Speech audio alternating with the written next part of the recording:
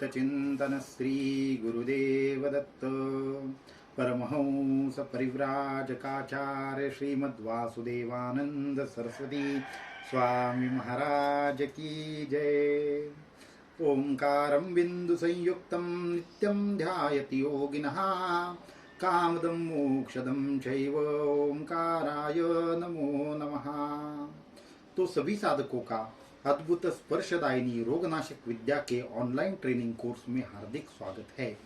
तो अभी हम जानेंगे ये आखिर स्पर्श विद्या है क्या, आप जो विद्या सीखने जा रहे हैं वो इतनी अद्भुत क्यों है, उसके पीछे क्या विज्ञान कार्य करता है और उसकी कार्य प्रणाली कैसे है, ये सारी चीजें इस वीडियो में या फिर इस लेक्चर में हम जानने वाले हैं। तो अद्भुत स्पर्शदायिनी रोगनाशक विद्या, तो स्पर्श इस शब्द से ही हमें समझ में आता है कि ये स्पर्श के ऊपर कार्य करती है। ये विद्या हमारे ऋषि मुनियों ने क्यों तैयार की थी, इसका क्या प्रयोजन था, ये भी जानना महत्वपूर्ण है। तो जब भी हमारे जो ऋषि मुनि थे तो वो विविध विषयों के ऊपर चर्चा करते थे, वो विविध विषयों का अभ्यास करते थे और उस पे एक निष्कर्ष निकालते थे, इसलिए उनको ऋषि और मुनि कहा गया है। तो जब उन्होंने हमारे शरीर का पूर्ण तरीके से अभ्यास किया तो उनको एक महत्वपूर्ण चीज समझ में आई कि हमारा जो शरीर है वो पंच तत्वों के ऊपर कार्य करता है, पंच तत्वों से बना हुआ है और इस शरीर का अगर हमें संतुलन रखना है तो हमें किस चीज की आवश्यकता पड़ेगी, तो हमें इन पंच तत्वों के संतुलन की आवश्यकता पड़ेगी। और यही आधार है हमारे स्पर्श विज्ञान का, स्पर्श चिकित्सा का या फिर अद्भुत स्पर्शदायिनी रोगनाशक विद्या का।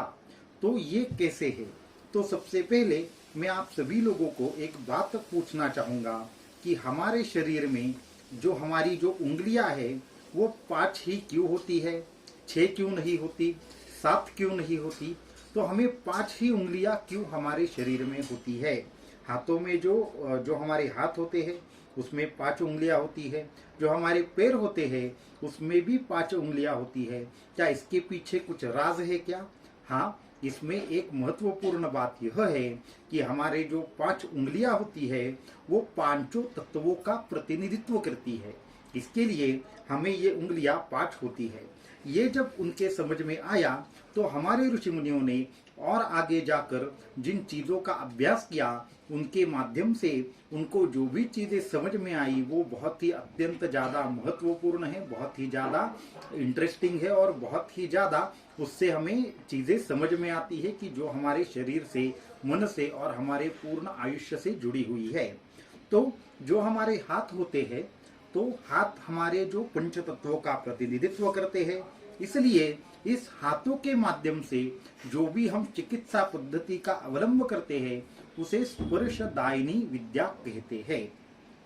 अभी अगर मैं मानता हूं कि ये जो हमारी 5 उंगलियां है वो किस तरीके से प्रतिनिधित्व करती है 5 तत्वों का, वो थोड़ा विस्तार से समझने की आवश्यकता है। तो हमारे कौन सी उंगली किस तत्व का प्रतिनिधित्व करती है ये थोड़ा समझेंगे। जैसे कि हमारा अंगूठा है तो अंगूठा हमारा अग्नि तत्व का प्रतिनिधित्व करेगा। दूसरी चीज है जो हमारी तर्जनी है वो तर्जनी हमारी वायु तत्व का प्रतिनिधित्व करेगी। ये जो हमारी मध्यमा है वो मध्यमा आकाश तत्व का प्रतिनिधित्व करेगी। जो हमारी अनामिका है वो जल तत्व का प्रतिनिधित्व करेगी और अंत में जो हमारी करांगुली है या फिर जिसे तर्जनी कह सकते हैं वो क्या करेगी, पृथ्वी तत्व का प्रतिनिधित्व करेगी। और ये जो हमारा हस्त है, जो उंगलियों के नीचे पूरा का पूरा ये हमें जो पार्ट दिख रहा है वो समग्र प्रकार के तत्वों का प्रतिनिधित्व करता है, वो 5 तत्वों का एक साथ प्रतिनिधित्व करता है। तो अगर हम विशिष्ट प्रकार से हमारे शरीर में रोग क्यों उत्पन्न होते हैं, इस कारण का अगर इसका मुख्य कारण अगर कोई है तो वो यह है कि हमारे शरीर में जो पंच तत्वों का असंतुलन होता है उन असंतुलनों की वजह से हमें विविध प्रकार से रोग प्राप्त होते हैं। जैसे कि अगर आपका अग्नि तत्व जो है वह कभी असंतुलित हो जाए तो आपको हीट के संबंधित परेशानियां होती है। अगर आपका कभी जल तत्व असंतुलित हो जाए तो आपको उसके संबंधित रोग होते हैं। कभी आपका पृथ्वी तत्व असंतुलित हो जाए तो हमारे हड्डियों के संबंध में, त्वचा के संबंध में ऐसे हमें रोग होते हैं। तो हर प्रतिनिधित्व जो जिस तत्व का प्रतिनिधित्व जो भी हमारे शरीर का अंग करता है उस संबंध में रोग होते हैं। तो अगर पांचों तत्वों के असंतुलन से रोग पैदा होते हैं तो उन पांचों तत्वों के संतुलन से वह रोगों का नाश भी जरूर होगा। यह बात हमारे ऋषि मुनियों ने ढूंढ निकाली और इसी को स्पर्श विद्या या आर्ष विद्या के नाम से तिब्बतीय साधुओं ने और हमारे जो ऋषि मुनि थे उन्होंने एक विज्ञान की खोज की और उस विज्ञान को आर्ष विज्ञान ऐसा नाम दिया। अभी ये विज्ञान कितना उन्नत है, कितना उन्नत था, ये थोड़ा सा मैं यहाँ पे भी बताना चाहूंगा। तो अगर मैं बात करूं आर्ष विद्या की, तो आर्ष विद्या से बहुत बड़े बड़े असाध्य रोग ठीक हो सकते हैं।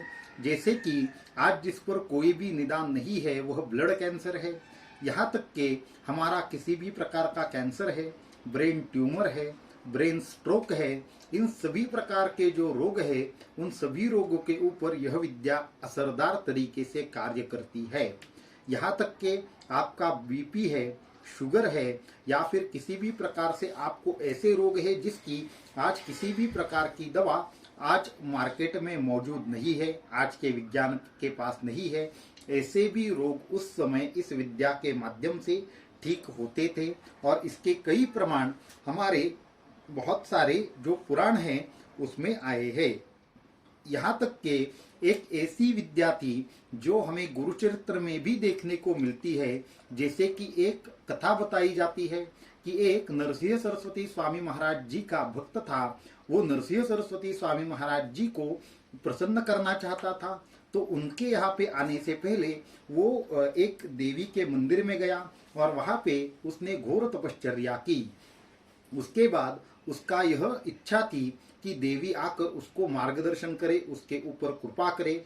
परंतु देवी ने उसे कहा कि तुम्हें नरसिंह सरस्वती स्वामी महाराज जी के पास जाना है। तो वो हट में बैठ गया और उसने ऐसा देवी को कहा कि मैं ईश्वर से इंसान के पास क्यों जाऊं, मुझे अगर ईश्वर से इंसान के ही पास जाना है तो तुम्हारे देवत्व का उपयोग क्या है। इसके लिए उसने अपनी जिह्वा काटकर देवी को अर्पण कर दी। तब जाकर हुआ ऐसे कि सब मंदिर में लोगों को आश्चर्य लगने लगा, ये क्या कर रहा है ऐसा लगने लगा। तो सभी वहां के पुजारियों को रात में दृष्टांत हुआ कि इसे निकाल दीजिए मंदिर से, अभी ये मंदिर में रहने योग्य नहीं है, इसे जाना तो नरसिंह सरस्वती स्वामी महाराज जी के ही यहाँ पड़ेगा। तो उसके बाद उसको सब लोगों ने वहां से हकाल दिया। हकाल देने के बाद वो नरसिंह सरस्वती स्वामी महाराज जी के यहाँ पे जाने के बगैर अभी जब दूसरा कोई मार्ग बचा नहीं तो वो नरसिंह सरस्वती स्वामी महाराज जी को खोजता हुआ वहां पे चला गया जहाँ पे वो थे। तो वो वहां पे अपनी तपश्चर्या कर रहे थे। जैसे ही नरसिंह सरस्वती स्वामी महाराज जी को उन्होंने देखा तो साक्षात भगवान का स्वरूप उनमें उनको प्रतीत होने लगा और उसको ये समझ में आ गया कि ये नरसिंह सरस्वती स्वामी महाराज जी कोई आम इंसान नहीं है, तो ये साक्षात भगवान शंकर का अवतार है। जब ये उस भक्त को प्रतीत हुआ तो वो नरसिंह सरस्वती स्वामी महाराज जी के यहाँ पे चला गया और तभी उन्होंने पहला प्रश्न पूछा कि भगवान से इंसान तक कैसे आना हुआ और क्यों आए हो। तो ये प्रश्न जैसे ही उन्होंने सुना उनको बहुत ही ज्यादा आश्चर्य भी हुआ और अपने खुद के जो उन्होंने सोच थी उस पर उनको दुख होने लगा और उन्होंने सीधे पैर पकड़ लिए। जैसे ही उन्होंने पैर पकड़ लिए उन्होंने अपना जो हस्त था वो उसके मस्तक पे रख दिया। जैसे ही उन्होंने अपना जो हाथ उसके मस्तक पे रख दिया उसी क्षण उसकी पूरी की पूरी जिह्वा थी वो वापस आ गई। बस यही है स्पर्शदायिनी अद्भुत रोगनाशक विद्या या आर्ष विद्या। यहाँ तक के इस विद्या के चमत्कार मुमकिन है। हमारा हाथ कट गया हो, पैर कट गया हो, वो भी वापस से उगाना इस विद्या के माध्यम से मुमकिन है। जो ज्ञानगंज है वहां पे आज भी उन्नत लेवल पे ये विद्या सिखाई जाती है। इसलिए इस विद्या का जितना भी महत्व मैं बताना चाहूँ उतना कम है। उसमें से आपको जितना हो सके आप इसकी प्रैक्टिस करें, इससे बहुत बड़े बड़े चमत्कार हो सकते हैं। हमारे जो उन्नत विज्ञान को अगर बीपी और शुगर किसी को है तो उसकी गोलियां जब तक आप लोगे तब तक वो कंट्रोल में रहेगा। गोलियों के बगैर इंसान बीपी और शुगर कंट्रोल नहीं कर सकता, परंतु ये ऐसा अद्भुत विज्ञान है जो बीपी और शुगर हो या फिर कोई भी बीमारी हो, ये पूर्ण समूल नष्ट कर देता है, क्योंकि ये हमारे पंच तत्वों को कंट्रोल करता है। इसकी वजह से ये विज्ञान बहुत ज्यादा उन्नत है। इसके बहुत सारे जो पहले प्रयोग है वो इससे पहले एक विशुद्धानंद जी करके होकर चले गए थे। तो वो विशुद्धानंद जी खुद ज्ञानगंज से ये पूरी विद्या सीख कर आए थे। वो इतने अद्भुत चमत्कार दिखाते थे, इतने असाध्य रोगों का उन्होंने नाश करके इस विद्या के माध्यम से दिखाया था। आप उनका सर्च कर सकते हो, वो गंध बाबा के नाम से बहुत बड़े प्रसिद्ध थे। तो सूर्य विज्ञान के माध्यम से उन्होंने मुर्दा व्यक्ति को भी जिंदा करके दिखाया था। ये ताकत है उस विज्ञान की।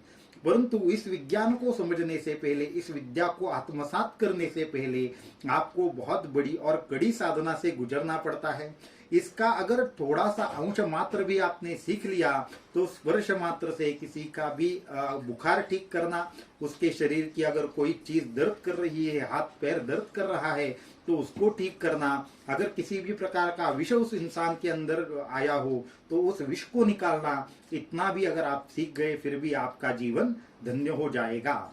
तो इसके लिए हम यह विद्या सभी लोगों के साथ शेयर करना चाहते हैं कि इसका ज्यादा से ज्यादा प्रचार प्रसार हो और इसके माध्यम से बहुत बड़ी बड़ी जो चीजें हैं वो सभी लोग करने में मुमकिन हो। और आज जो बहुत सारे लोगों का जो समय है वो हॉस्पिटल और बाकी की चीजों में जाता है, उससे अच्छा है इस विज्ञान के माध्यम से आप पूर्णतः रोग मुक्त हो जाओ। तो ये हमारे सिखाने का मुख्य उद्देश्य है। इसलिए आपको इस विज्ञान को कैसे आत्मसात करना है, हमारे हाथों को किस तरीके से सिद्ध करना है और किस तरीके से इसका रोज हमें अभ्यास करना है, ये बातें आने वाले लेक्चर में हम जानेंगे। तो आज के इस लेक्चर में इतना ही। अगले लेक्चर में हम हमारे हाथों को किस तरीके से सिद्ध करना है, किस तरीके से इससे हमें हमारे हाथों को सिद्ध कर उपचार करने के लिए तैयार होना है और साधना क्या है, इसके लिए आप सभी लोगों को तैयार होना होगा। अवधूत चिंतन श्री गुरुदेव दत्त परमहंस परिव्राजकाचार्य श्रीमद् वासुदेवानंद सरस्वती स्वामी महाराज की जय। अवधूत चिंतन श्री गुरुदेव दत्त।